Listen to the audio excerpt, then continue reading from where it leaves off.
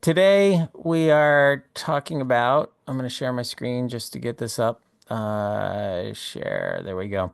Let me take you through a couple things. First of all, we're up to 760 members of the community in LinkedIn, for whatever that's worth. Uh, to me, what that's worth is it's kind of cool to see. I don't know, what I kind of consider a database of people in the membership community. If ever you need to tap into somebody's expertise, you can search through the membership list and see if there's anyone you want to connect with. I find it a little disappointing how LinkedIn has it set up, so it's rather difficult to actually get responses from people in the LinkedIn community. Um, LinkedIn, if you haven't membership or what is it, master, there it is. If you haven't seen it, this is what it looks like. And every now and then we get some responsibility. Kelly here posts something. I didn't see it in my feed. Somebody did respond. That's good. Point is, like, I don't see a ton of responses in here, and that's what makes it a little bit disappointing for me. But if you want, post stuff in here. We try to keep an eye on it, and at the very least, maybe you'll get a couple of responses. Um, so that's what I love about it. It's the community um, of people just like you. All right, today's topic is centered around member onboarding. Um, what is the entirety of the topic today? Member onboarding, first year member engagement, and new member onboarding. I have a number of seed, whoops, I have a number of seed questions here. I'm going to highlight these. By the way, for those of you that are new, um, oh my goodness, there we go. For those of you that are new, my name is Dave Will. I am Zoom disabled. Here we go. I'm I'm Dave Will. I'm the co-founder and CEO of Prop Fuel, and um, while we are the facilitators of this discussion group, and there's a lot of our clients in here too, this is not designed to be centered around Prop Fuel. I certainly won't stop you from talking about how you're utilizing Prop Fuel for new member onboarding or whatever, but the purpose of this is not to promote Prop Fuel as much as it is to have a discussion around the topic at hand. So with that, um, really glad you guys are all here. Love it if you could turn on your video. If you're just lurking and kind of want to listen in, I get it. But really, really love seeing your faces because it actually makes us feel like we're having a discussion in that scenario. But if you're stuffing your face with a sandwich, I get that too. Dave, can we ask the group how many people are new? How many How are many here for people the are first new? time? Yeah, put in the chat if you could. If you're new, put yes, I'm new. And in fact, along with that, I would love to, hey, Lily, I would love, oh, wow, Lots fair of number of newbies. new people. I would like to welcome Addie, Alma, and Heidi. Uh, uh, Adrianique, did I say that right? Adrianique? I had to slowly read that one. Sandwich consumption time. First one, but not new to the group. Hey, Robin. Uh, oh, Amanda? I feel like I've had this conversation with you before. It's Amanda. That's right. And your parents, like, were playing it was Wasn't that misspelled in the your birth birth certificate, certificate? right? Yeah, it was a birth Yep. certificate issue. That's Love such a that great story. story. All right. Thank you for that. Before we get into our list of questions, which again I put at the top here, um, is there anything you guys want to start with? Is anybody struggling with something they are working on? Raise your hand and we'll call on you. Is there something you're struggling with and want some feedback or new member campaign you're working on or a program that you need some help with around new members or first year members?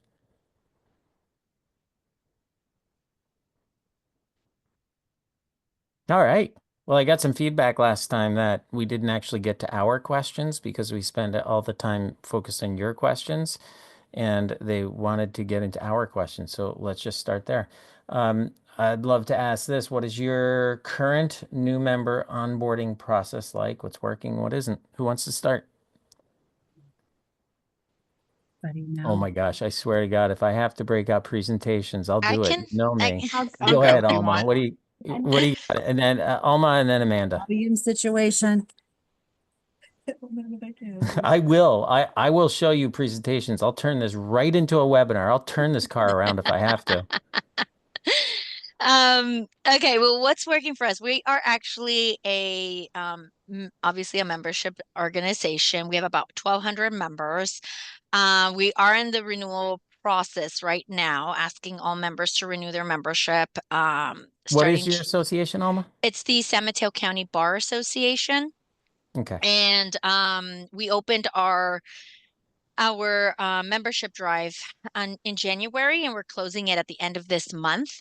And one of the things that we've noticed is sending out a couple campaigns to our members who have not yet renewed, and inserting using our database with Prop Fuel, sending them a direct link and saying, hey, have you renewed? If not, here's your link. And that has helped tremendously. Just saying, hey, did you know that your membership is lapsing soon? Hey, are you aware that you have not yet renewed your membership? And that has been so helpful. I want to say I sent a total of 2 campaigns with a follow-up email for each campaign. And people are clicking away and renewing their membership through PropFuel, which was exciting.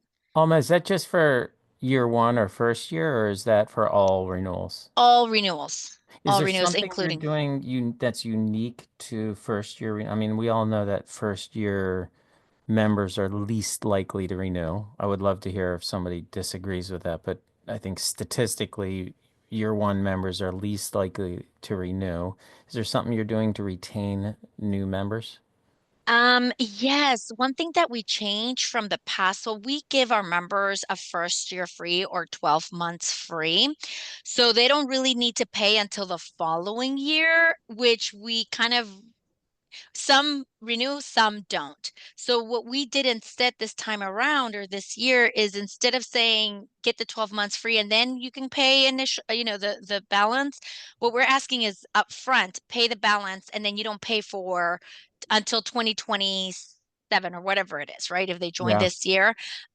So they do pay for that year, and that has helped with the retaining of these members so far. Amanda, I'm sorry, Alma, go finish up. No, that was it. That so far is all I said. Okay. Amanda, thank you for volunteering. What do you do for first year members? Well, I actually just started in October, so my whole goal is to do the recruitment and the onboarding for new members. For Currently, which association? the American Society of Quality, Okay. ASQ, and what they have been doing is sending out a drip campaign, one email per month, and it has lots of links in it, and that's what they've been doing. We don't have a standard date for renewal, so it's a recurring day. You do it every year at the same time. What I'm trying to do is to make it less transactional and more personal. I'm trying to make it where they're not going to come to us just looking for a certificate or for education and create that one-on-one personality. So one of the ways I'm doing that is I'm doing some of the emails strictly from me, and I'm trying to be very lighthearted with jokes and emails, keeping it to one or two things, including links from our tech communities. I'm trying to get them involved at the community level and teach them how to get involved at that level so that they already have that community. And that's my first 90 days. And then after that, more personal things, so how they can do mentoring and get continuing education and that type of thing. Thank you, Amanda. Something that so I was actually just working on a presentation this morning all around creating super member profiles for the purpose of personalization.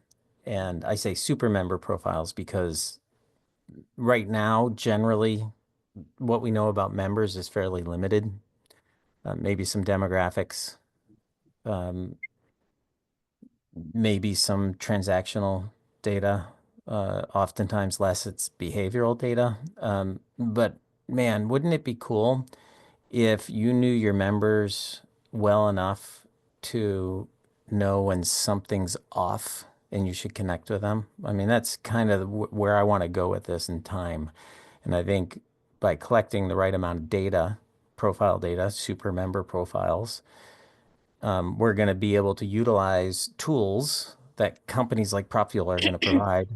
You don't have to create these. Like you're going to be able to buy them pretty easily, but you're going to be able to utilize tools to create that level of personalization. Now, in the new member onboarding process, one of the things a lot of our clients are doing right now is asking questions like, how do you prefer to receive your communications? Like, how do you want to get everything all at once? Do you like video sort of stuff? Do you like live interactive events or in-person events? Do you like webinars? You know, what do you like?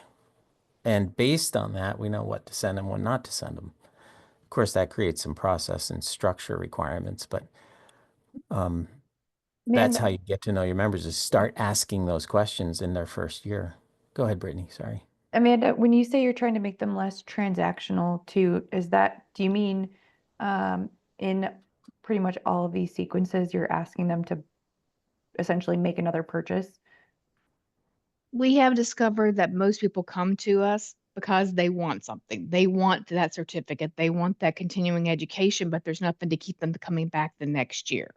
Mm, So if you can get past that, if you can make that tribe or community, then they'll want to be there. So that's my first 90 Yeah. days is just really trying to get them into the community to learn that there's more than just that certificate and there's more than just that continuing education.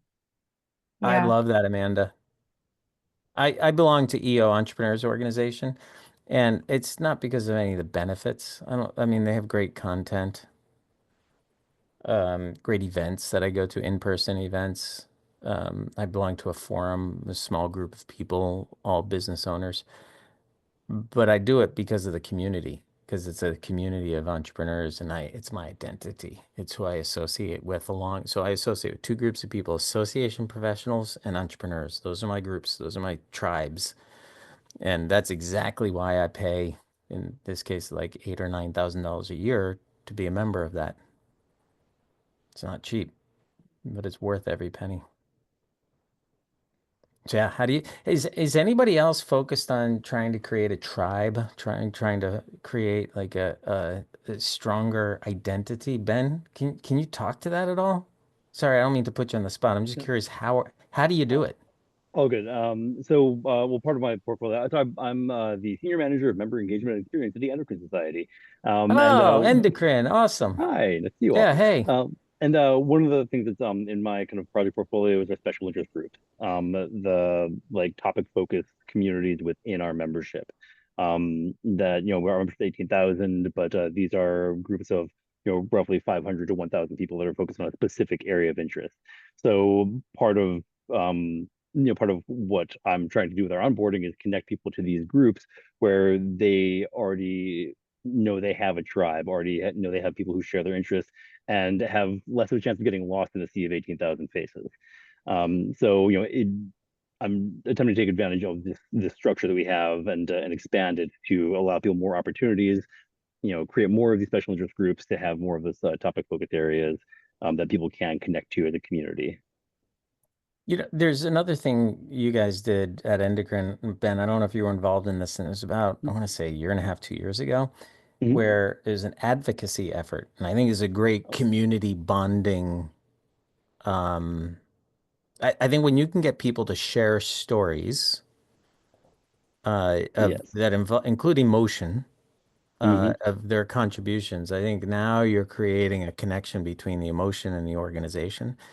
And so you guys sent out that question. I don't know if it was something about collecting stories from nurses about their experience with patients. Is that right? So that may have been our advocacy team. that spearheaded that. But yeah, you're 100% right that advocacy is a huge, very sticky element, but it can be difficult to get people interested and excited about that.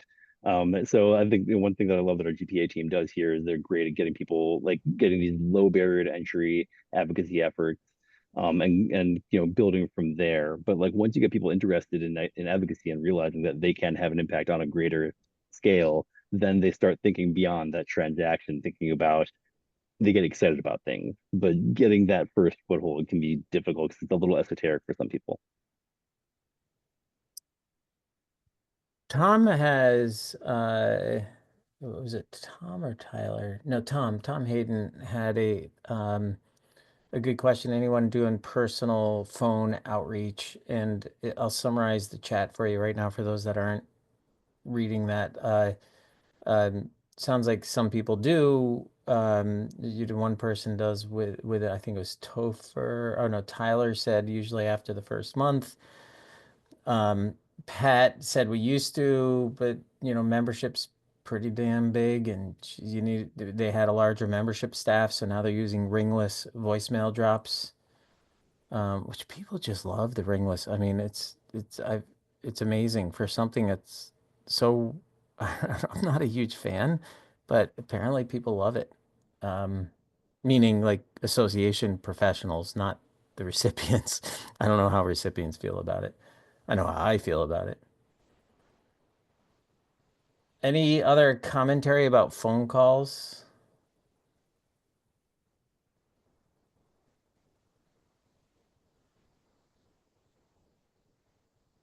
There's a lot of effort involved in phone calls. Is anybody actually that's doing phone calls, is anybody actually connecting with members and having a conversation, or is it more voicemail or you're leaving voicemail messages? Dave, I can chime in. We stopped doing our calls for that exact reason. We just weren't connecting with them. I think I work for DRI, which is civil defense attorneys and in-house counsel, and they're not picking up the phone when we call them. So rather than invest in a staff person making that, we've started sharing lists with our committees, encourage them to do some outreach, and that they don't do it across the board, but those that do are having some success, just even in an email connecting with somebody who's in kind of their practice area or special interest area. And we've seen some results with that. I do think the ringless voicemail is interesting. We do some outbound telemarketing for renewals, but I think the ringless in general is cheaper and maybe something to look at, whether it's with new members or something in that space as well. It was the Association of Legal Administrators, if I remember correctly, that um, I think they were using Propfuel to schedule a call.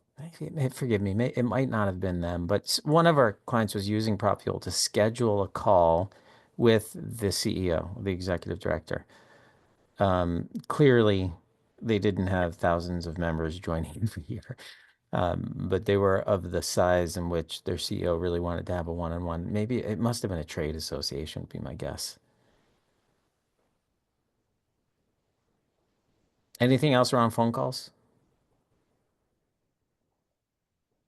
If you're using ringless voicemail drops, can you just drop some information about the service you're using maybe into the chat? All right. So new member onboarding. I'm kind of surprised. What I've seen with the new member onboarding is three tiers. I'm going to break it up into three tiers. One is, sorry, I lost my questions that I'm trying to pull up for the next. So one is what the first tier is we're not doing anything. We just send them renewal notice when it's time to renew. So they join, we're like, cool, good luck finding everything. There's the website. Maybe there's like an email. Most people send out welcome emails saying, hey, cool, check out all this stuff. That's kind of let's just call it the smallest staff version. Then you have the uh, a slightly more sophisticated version that utilizes like a HubSpot or MailChimp or Constant Contact and sends out a drip campaign over a period of time. Usually it's, 3 to 6 check-ins saying, hey, here's this thing, hey, here's another thing, and here's another thing. And then there's what I consider, and I'm a little biased, but what I consider to be the most sophisticated, which is a two-way exchange on a regular basis throughout the entire first year. And I'm definitely biased on this, but that's where you're asking people questions just like you would if they were there in front of you in person. It's like I always use this analogy. I'm turning this into a webinar. Imagine if you see somebody with a sign around their neck that says, I'm a new member of your association. Like, what would you do? You'd probably spark a conversation with them. Oh, hey, Brittany, I'm so glad you're a new member. Why'd you join?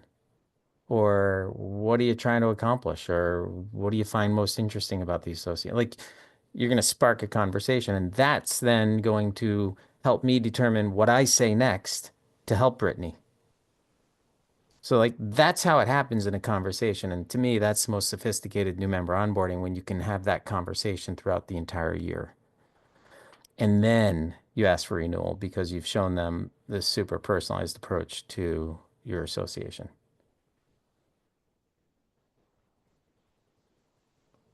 Ben put another question in the chat if we want to pull that out. Thank you. Ben, this may be a little more long-term, but does anyone have experience with behavior tracking analytics tools to flag when members' activity drops?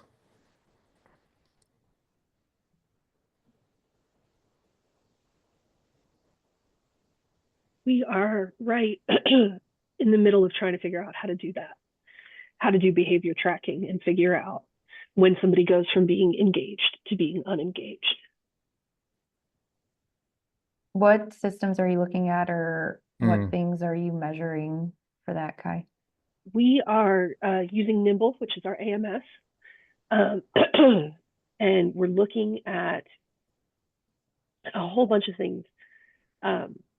So far, we're really struggling with how granular do we get for member engagement? Is it just like your career state, or is it sort of your area of interest or whatever? But the kind of things we're looking at, on-time renewal percentage, number of in-person meetings attended, number of online courses taken, number of abstracts submitted, number of abstracts accepted.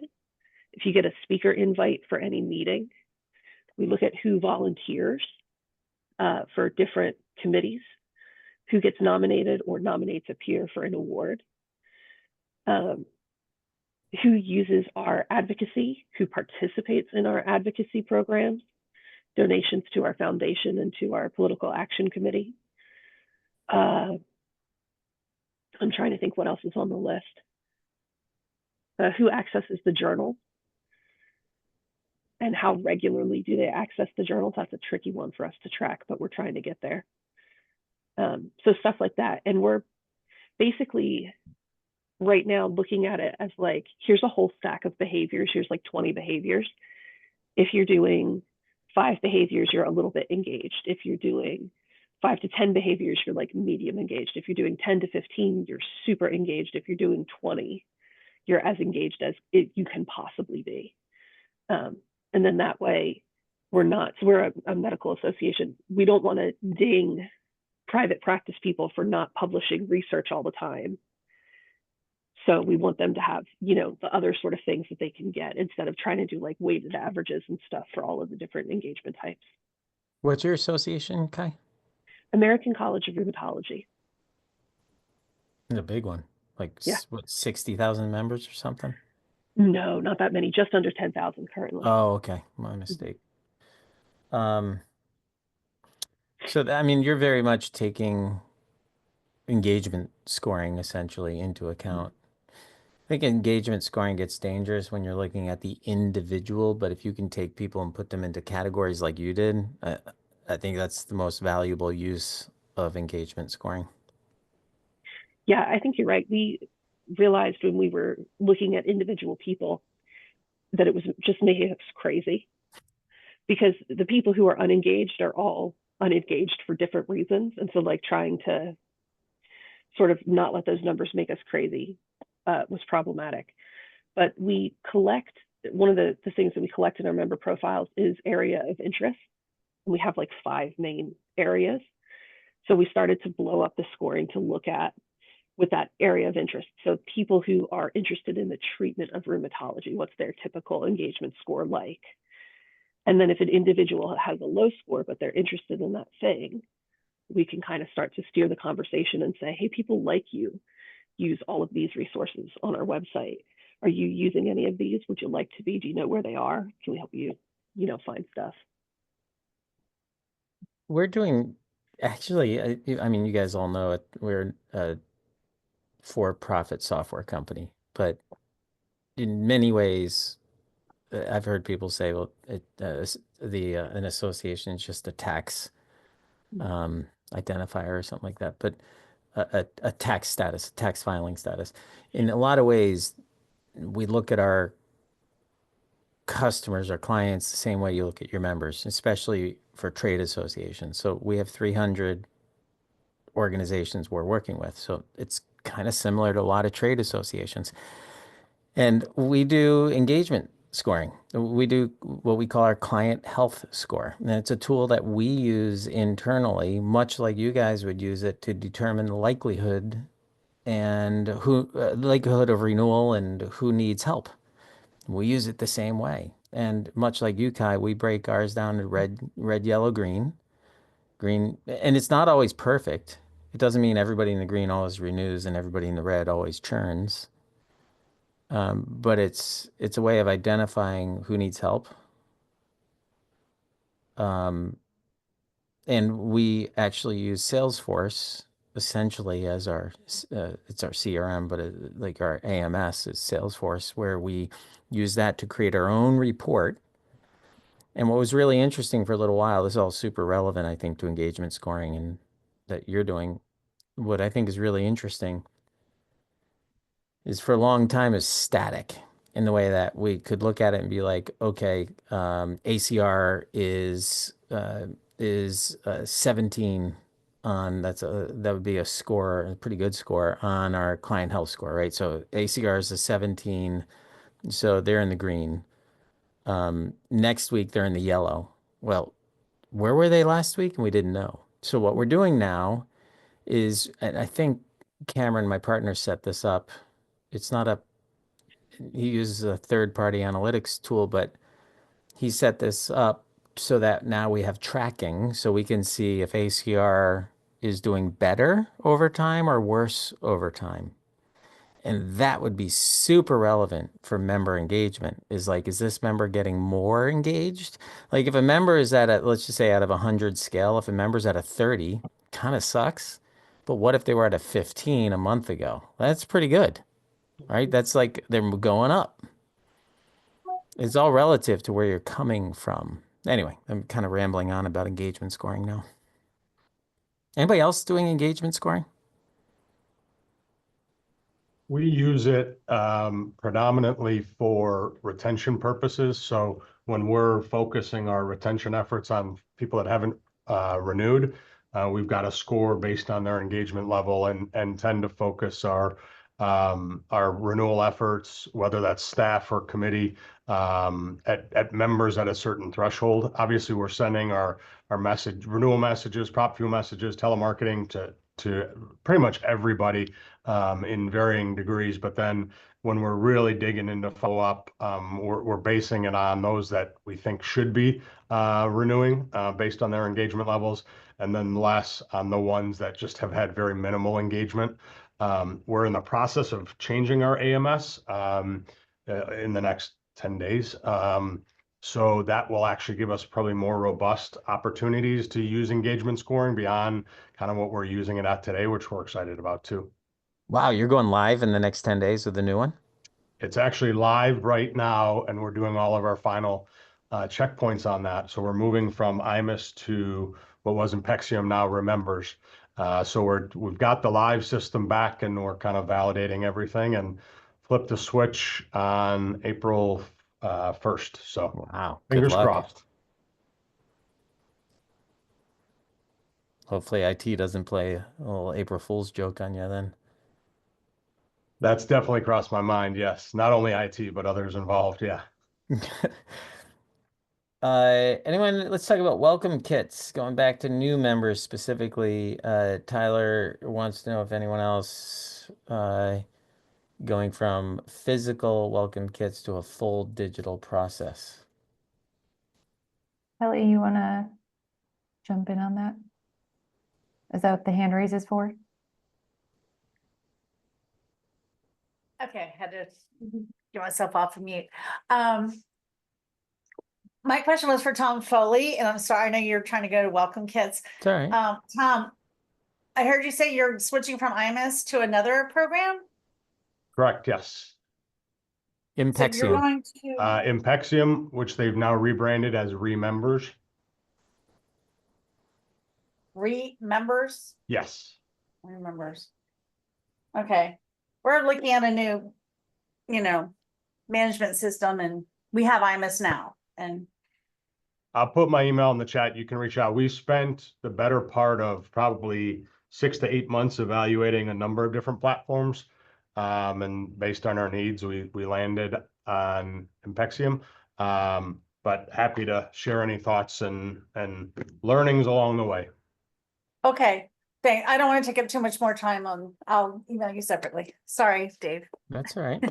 No, that's what this is for. I love the connections when people need help. Yep, that's good. Diana says the only thing we mail out physically is their membership certificate. What do you think they do with that, Diana? Oh my gosh, we have So- people that sometimes ask for So they additional frame it and put it on their copies. wall? Yes, some.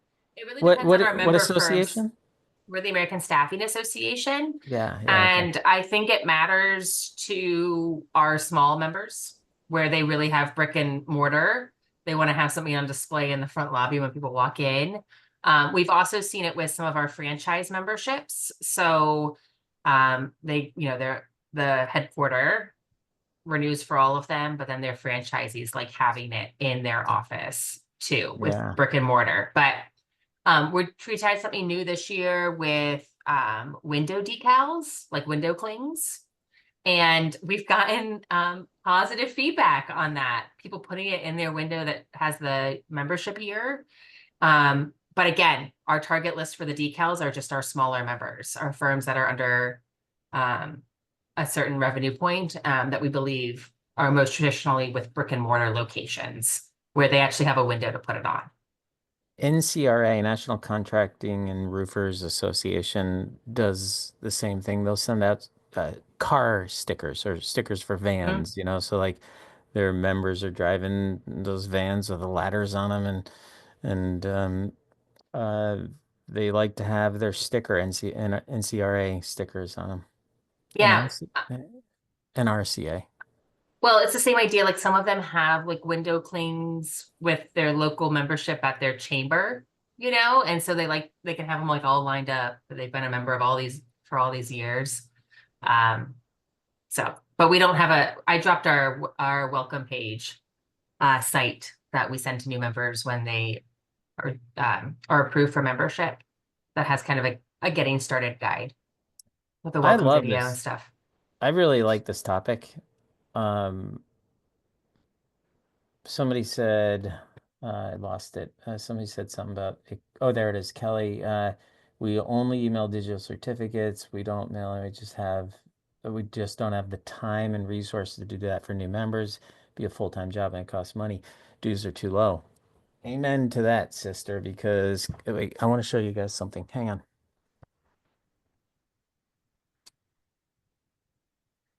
I can't believe I just told a room of 20 people to hang on. Sorry about that. That was rude. So again, I know we're not an association, but we think a lot alike in many, many ways. And if we were, we'd be compared to more of a trade association. When we get a new client, they go through a education period. Like we try to bring them on board. And by the way, if you are a client and you haven't received one of these, you need to send me an email. So we send what I call graduation kits, which are, and I try to make them pretty with like the stickers all over them. And in them, you have a little bit of this is morale, and a little bit of this is like education. So, we got a hat and some stickers and a uh, I don't know what this is, a microfiber cloth. There's a pad, there's a choose your own adventure book, and then there's a book on conversational engagement to help people understand the philosophy that they just learned, a way to reinforce it. So it's a way to, again, for me, I'm an emotional person, I'm a lover. And so what I'm trying to do with these kits is create more of an emotional connection to prop fuel. So it's not just software. And then we have our client success team that works hand in hand. And the reason I bring this up is this is not me trying to tell you why prop fuel is awesome. I'm bringing this up because we're talking about welcome kits. And if there's an opportunity to create a physical, emotional connection with your members, that might be one way to do it. Anybody else doing? But along the lines, I always ask myself that same question. I rarely hear back from people. Occasionally I do, but like I send those out. For every 20 that I send out, I might hear back from 2 or 3 people saying thanks, or not, I'm not looking for the thanks, but like some expression that they like it, like it's cool. And so I always ask myself, is it worth it? Like spending, $80 a box, does this make sense? It takes time.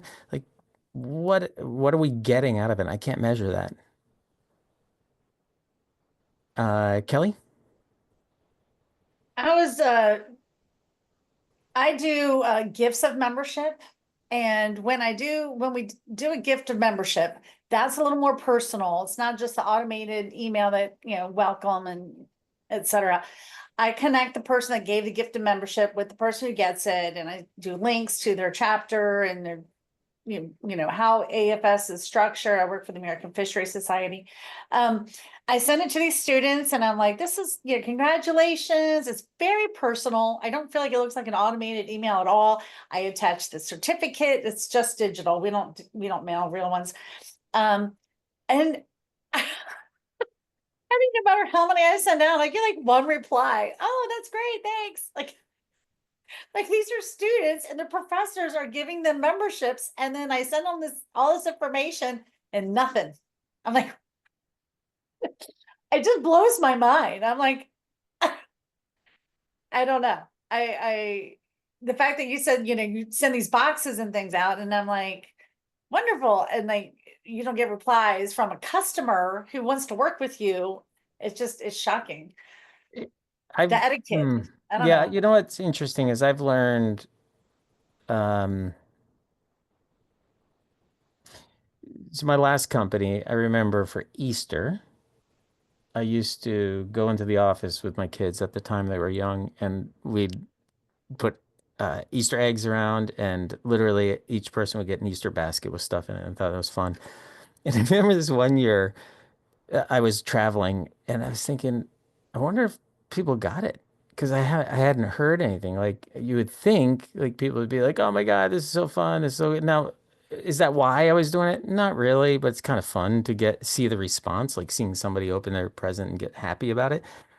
And it struck me at that moment that I need to figure out why I'm doing this.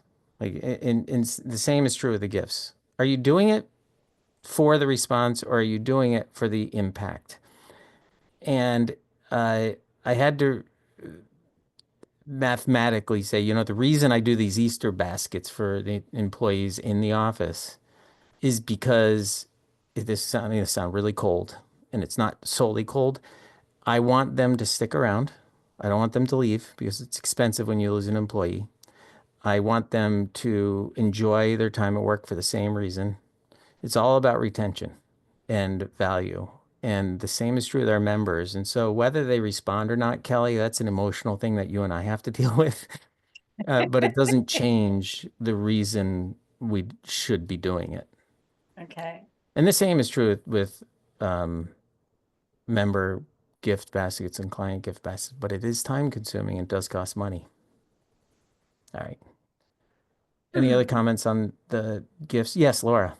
I don't know how to raise my hand. I'm sorry.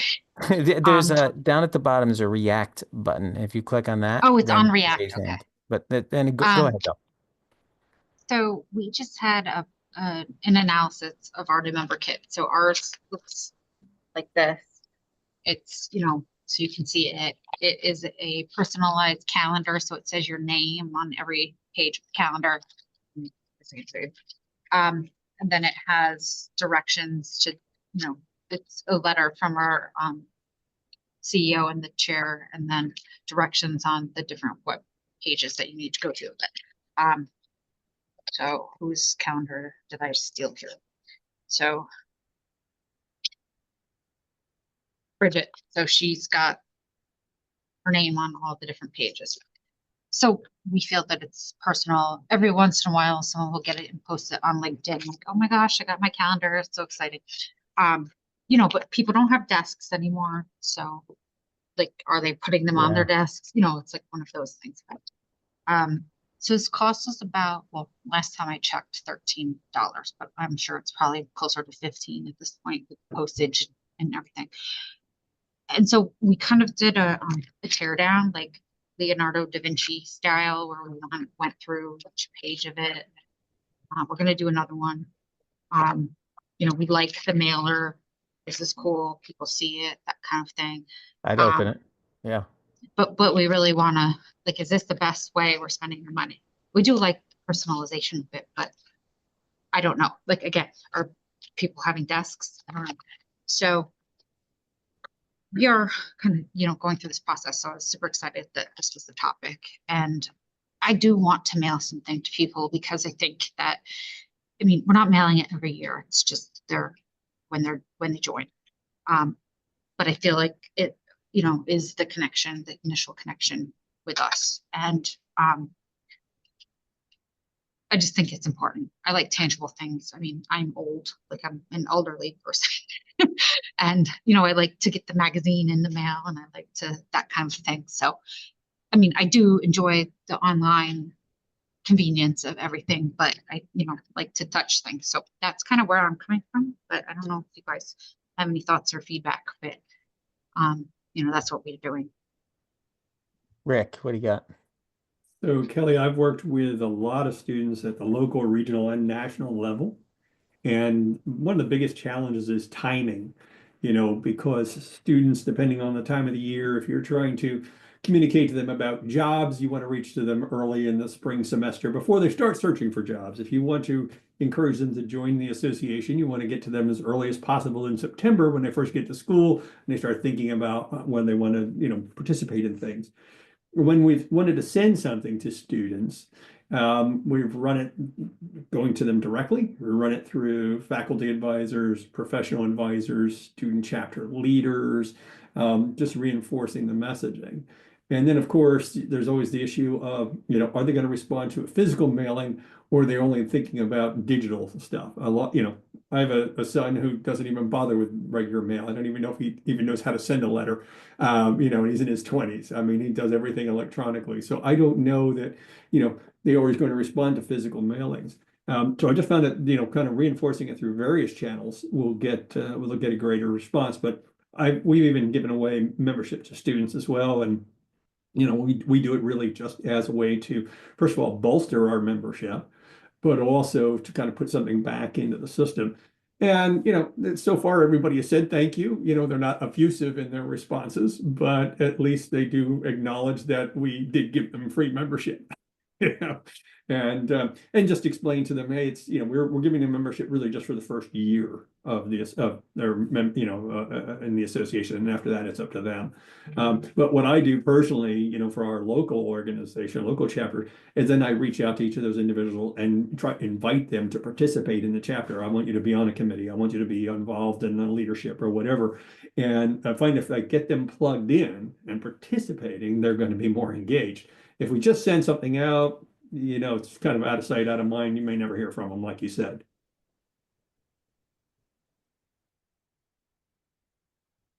Thank you, Kelly. I raised my hand initially because thanks for that, Rick. When you're talking about you like something tangible, you like the magazine, you like, to get things. We have a magazine that was mailed to all members, and the numbers of magazines, how many people were opted in was never an issue with our publisher. We've recently gone to a new publisher, and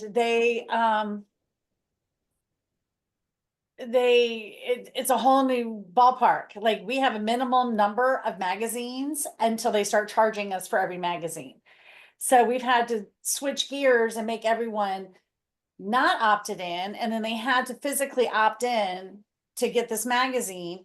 And then now our publication staff is putting pressure on me to get more people to opt out. How can we get more people to opt out? We haven't even sent them instructions on how to access online the new publishing company. So I'm like, they're pressuring me, and then I feel like we're just sucking away more benefits from people by asking them to not get this magazine, the one thing they get in the mail. We don't even like mail postcards anymore. I don't know. I'm having a real hard time with this, because then that was the one tangible thing they got. Now we're trying to get them to not ask for it. It's I'll like tell every you way what, we can.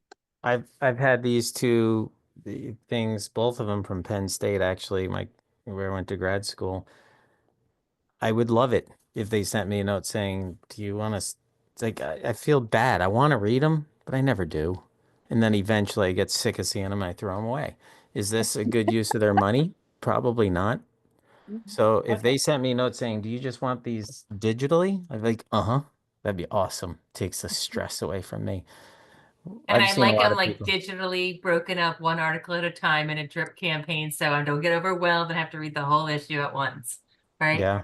Oh, Yeah, yeah. I that's like Not to never that. get happened. picky, but I'm Or like, if you send me the whole magazine, I'm gonna like thumb through it and read one thing and then be done. Like Oh, digitally, even. Diana, if we're going there, let's go all the way with the personalized version of this. Why not just say, hey, here's some of the things in this issue. Which of the following is most intriguing to you?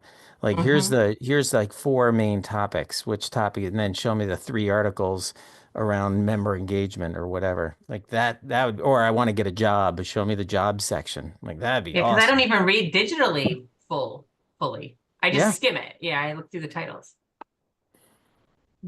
There was a pretty healthy discussion around orientation sessions. Does anybody want to make some comments there, or was the chat sufficient? That was me in the chat, I think, replying to someone's orientation question. We're a trade association. I can mention what we do. On the Sure. welcome page that I shared, we have our monthly standing orientation. It's 30 minutes. It's a main walkthrough of our website and where to find different benefits. But we also invite a membership committee member to come and kick that off and talk about the value and their experience as a member of ASA, the feel good before we jump into walking through the website. So they do that. People hang out after the 30 minutes if they have specific questions they want covered, but it's a 30-minute benefits walkthrough on our website.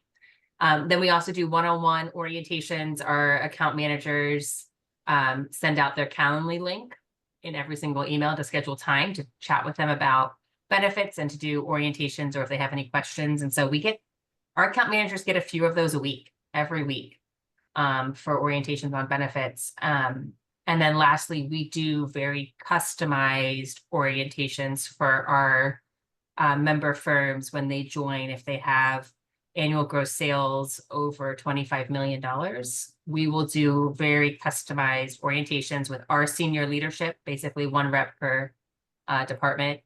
And then we ask them to bring their senior leadership and their team to the call. But we customize that to what they care about, because that's a really big renewal risk for us. That would be a real big hit on our dues if they don't renew. So getting them plugged into ASA. So we offer 3 different types of orientations. So Topher in here said they do challenge coins, which I just love that idea. Topher, if you're listening, can you put like do you have if you know who you guys are using to make those challenge coins? I'd love it. I'm sure I can probably just Google customized challenge coins. I think I've looked at them before and they're pretty darn expensive. That's a really fun concept though. You guys all know what a challenge coin is? No. Looks like kind of like a metal poker chip. It's and it comes from some, if anybody has a better explanation, tell me, but it comes from some like one branch of the military or maybe all the branches. And you know, the concept is to go to a bar and I think they some I'm doing a terrible job. It's a military oriented like Can a help out. social challenge between people. I'm not sure exactly how it works. I I can think- help out with that if you want. Yeah, yeah, please tell Yeah. me. So it's all the military and all the government organizations with the funky letters. They go out to a bar together, all the different branches, all the different officers, whatever troops, and whoever has the best challenge coin either has to pay or doesn't have to pay. So, and then they trade them too. So it's really fun. It's a really fun thing. We were going to do that at the American College of Radiology, but then the pandemic hit. So It's kind of like the pins at Disney. yeah, where you can trade them with other people. Has anyone, I was just thinking about this. Look, we have corporate partners that are supplier partners at a different dollar amount. And I was thinking about, we could have the corporate partners hand them out. So there's a little bit of competition between, did you get all of those ones, or how they have to look different, right? That's the point. Supposed to look different. And so it could be something fun. They could swap. I have a box of them, Dave. There's the 177th Fighter Wing. Here's the Union League of Philadelphia. I've got a box of these things. So everybody gives me things. And you're exactly right. So if your buddy gives you these and he's in the bar and you don't have your coin, you buy for everybody in the group. So it can get expensive if you don't carry this with you. All right, What? we're coming to the close. Sorry, somebody just said something. It was me. I was going to say, okay, what about, are there associations that are doing challenge coins that are not like government affiliated at all? And how are they using them? I'm just curious. We do them, our executive committee awards them to members that have done like a big task for the year or accomplished something. So I think they're each allowed to award one, and we do like not a ceremony, but I mean it's kind of a ceremony, and they give it out, and so it's an honor to receive. So for example, if somebody spearheaded the new website campaign or whatever, they would be awarded a challenge, something like that. All right. I can find the link to where it is on our website. I'll post it. I'm That'd be gonna, cool. I just Googled it and like the very first one that came up was for imprint. I think it was, oh no, just imprint.com. I Even have my no college gave them affiliation. away. That's What's another- that? Even my college gave them away. Yeah. So Do So they for have some the of that- year on them then? This They're, one like, was actually customized? it was a presidential event. I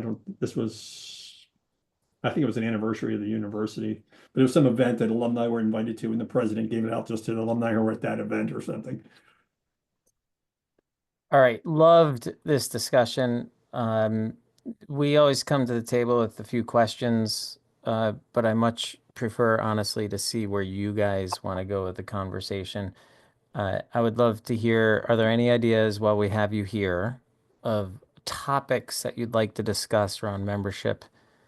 While you're thinking, uh, one thing I was thinking about was uh, just simply how are you using AI, or are we all sick of that conversation?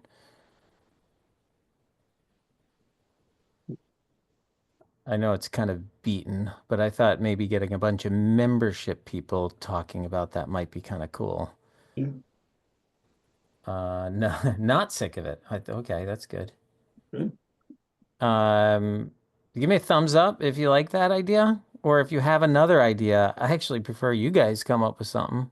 Ooh, Dave, did you see Lauren just made a comment about AI agents? Oh, yeah, you Hold just that tickled, thought for next month. you just tickled my fancy there. I'm all in on which yes, I'm so excited about AI agents. That's something we've got brewing in the background. All right, is that good with you, Brittany? What do you think? Can we do Yep. AI, like membership and AI? Membership and AI sounds like Sweet. a good topic.